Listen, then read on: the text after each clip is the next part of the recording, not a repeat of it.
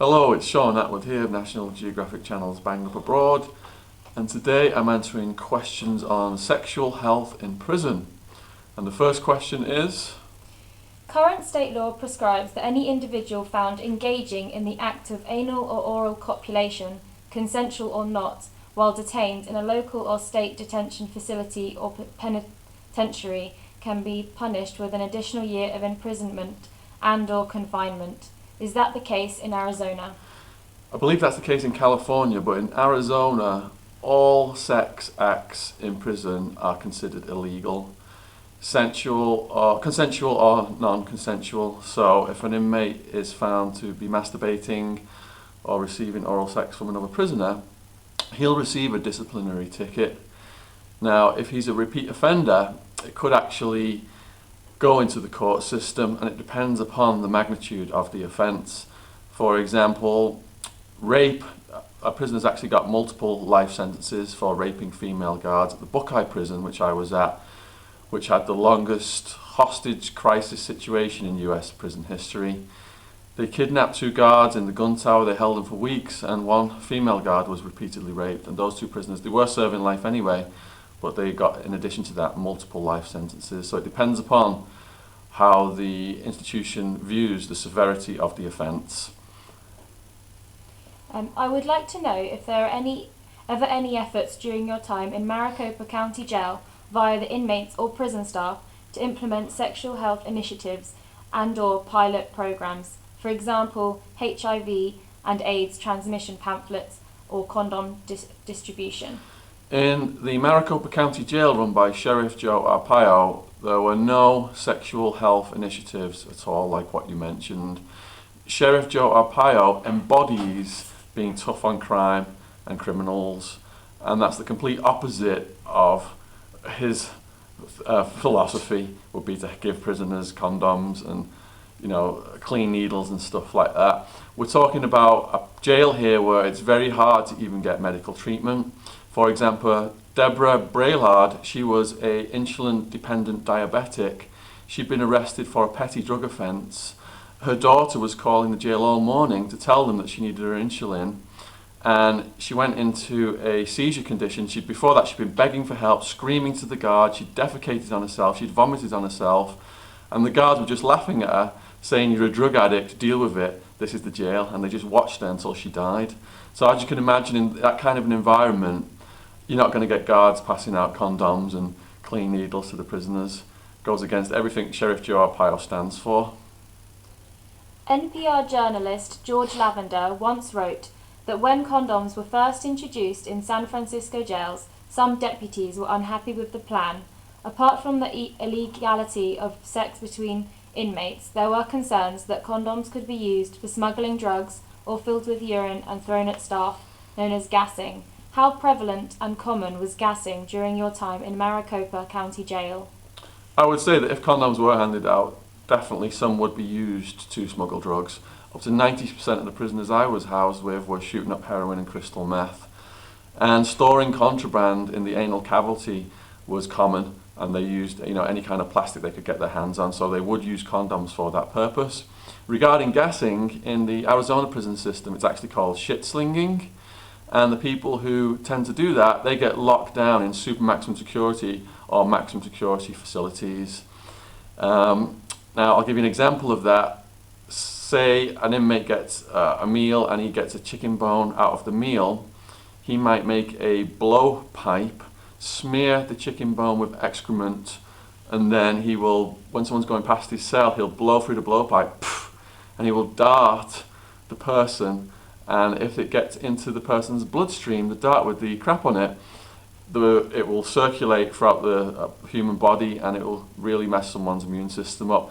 Like I said, a lot of the guys now have hepatitis C and other diseases, and sometimes they'll actually leave the crap in buckets with urine, and they'll leave it for days until it grows mold on it, so it will really be infectious.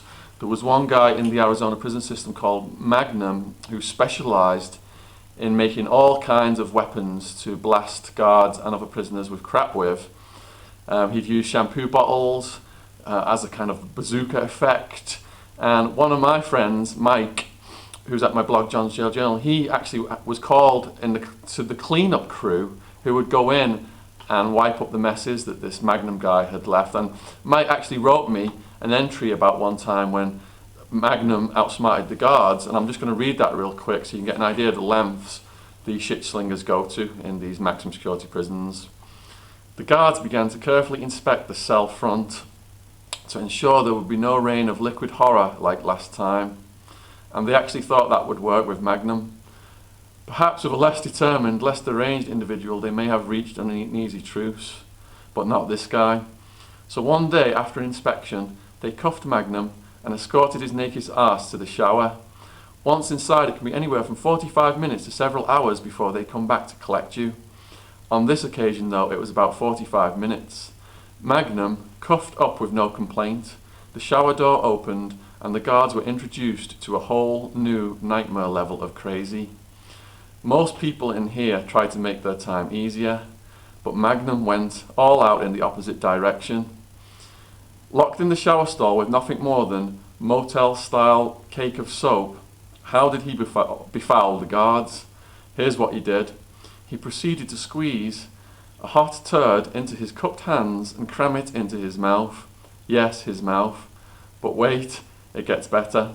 He then chewed, swirled, gargled and gnashed it around to get the proper runny consistency.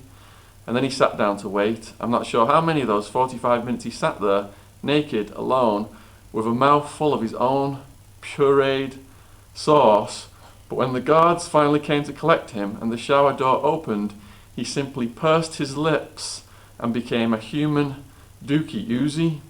From all reports, this act so utterly shocked the guards that they just stood there in frozen amazement as the syrup slowly dripped down their face shields. Magnum sensed their momentary loss of composure and launched with a savage glee into a flying tackle, trying to do some damage. He really didn't, as wrestling from the handcuffed and naked position is difficult at best. As usual, he was maced, subdued, and led off to yet another holding cell. And that's the lengths that these guys will go to. But they are only a minority, so it's not relevant to the general population, and prisoners who are known to do that are locked down in a certain unit, so they're all collected together, and the guards generally will go in there with these face shields like described in that story and wearing rubber suits or other protective clothing. So would you say that gassing is a valid fear amongst prison staff members? I would say gassing is a valid fear in the higher security levels where those inmates known to do it are housed. California is the second state behind Vermont to implement a required prison-based condom distribution program in North America.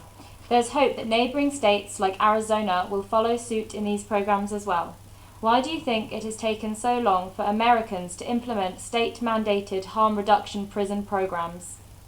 Because there's something deep-rooted in the human psyche that feels prisoners lock them up and throw away the key. Don't give them anything. In prison, they say we've got nothing coming.